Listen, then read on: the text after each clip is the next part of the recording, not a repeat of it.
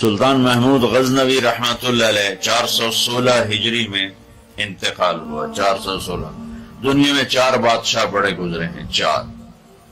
ایک سکندر جو عیسیٰ علیہ السلام سے پہلے تھا، اس کے بعد سلطان محمود غزنوی، اس کے بعد چنگیز خان، اور اس کے بعد تیمور۔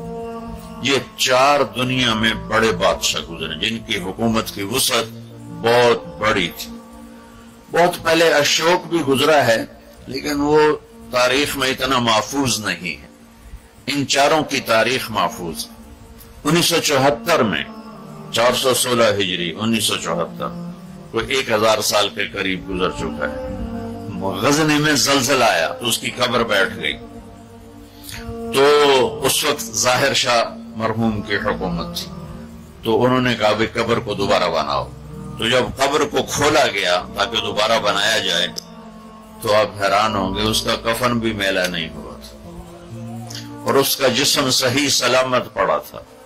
وہ مسجد کا امام نہیں تھا، کسی خانقاہ کا پیر نہیں تھا، کسی مدرسے کا وہ مفسر محدث شیخ الحدیث نہیں تھا، کسی کونے میں بیٹھ کے اللہ اللہ کرنے والا نہیں تھا۔ دنیا کے 4 بڑے بادشاہوں میں ایک بادشاہ گزرا ہے، اور حکومت کتنے کی؟ 33 سال۔ 33 برس کی حکومت کر کے 1000 سال کے بعد قبر پھٹی تو اس کا جسم ایسے تھا جیسے ابھی کوئی قبر میں رکھ کر گیا ہے۔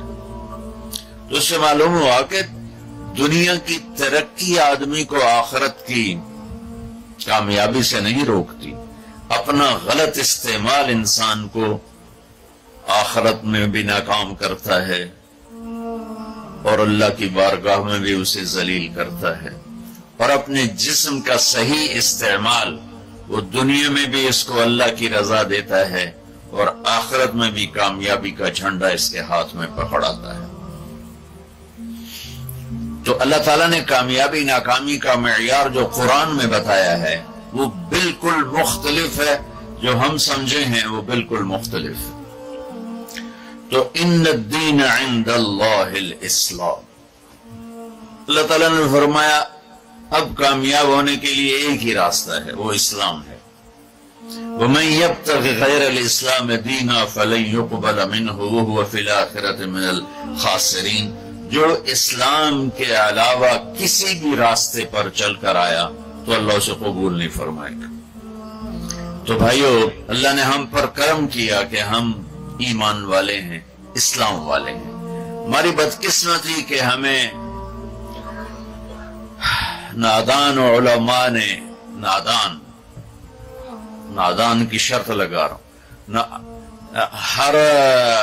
ہر شعبے میں نادان لوگ ہوتے، دفتروں میں رشوت لینے والے نادان لوگ، ہیرا پھیری کرنے والے بازار میں نادان لوگ ہیں، ملاوٹ کرنے والے منڈی میں نادان لوگ، چوری کرنے والے، ڈاکہ ڈالنے والے، اڈے چلانے والے، یہ نادان لوگ ہیں۔ تو انسان بگڑا ہوا ہے تو ممبر پر بیٹھنے والے بھی کچھ نادان ہیں اور کچھ سمجھدار ہیں۔ تو نادان لوگوں نے جب ممبر پر بیٹھے انہوں نے ہمیں فرقوں میں بانٹ دیا اور اتنی نفرت پیدا کر دی کہ اے کافر، اے کافر، اے کافر، اے کافر، اس نال تسی مصافحہ بھی کیتے تے تہاڈا نکاح ٹوٹ جائے گا۔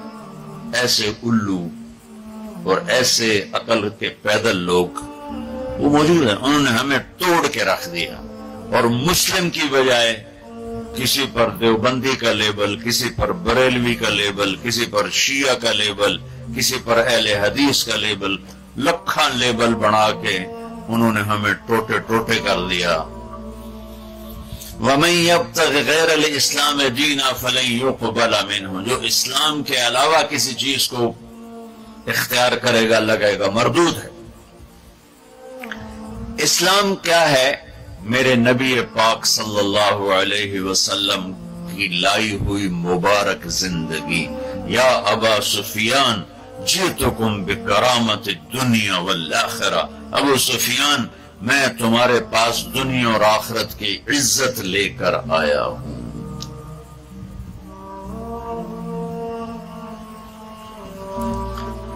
وجعل الذل والصغار لمن خالف امری، جو میرے اس راستے سے ہٹے گا اللہ اسے ذلیل کر دے گا۔ یہ بھی میرے نبی کی حدیث ہے، اور میرے نبی کی زندگی اور میرے نبی کا اسلام تھوڑے سے وقت میں آپ کو سارا بتا دیتا ہوں، سارا مختصر۔ اسلام شروع ہوتا ہے عبادت سے اور مکمل ہوتا ہے اخلاق پر۔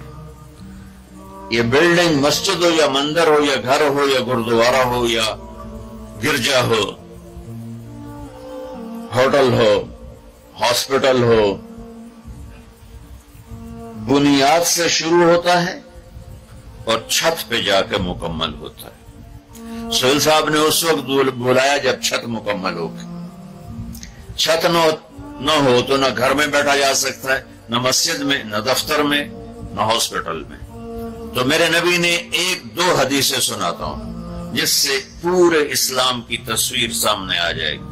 آپ نے فرمایا بنی الاسلام علی خمس، اسلام کی بنیاد، آ گئی بنیاد، عمارت سے تشبیہ دی ہے، عمارت سے۔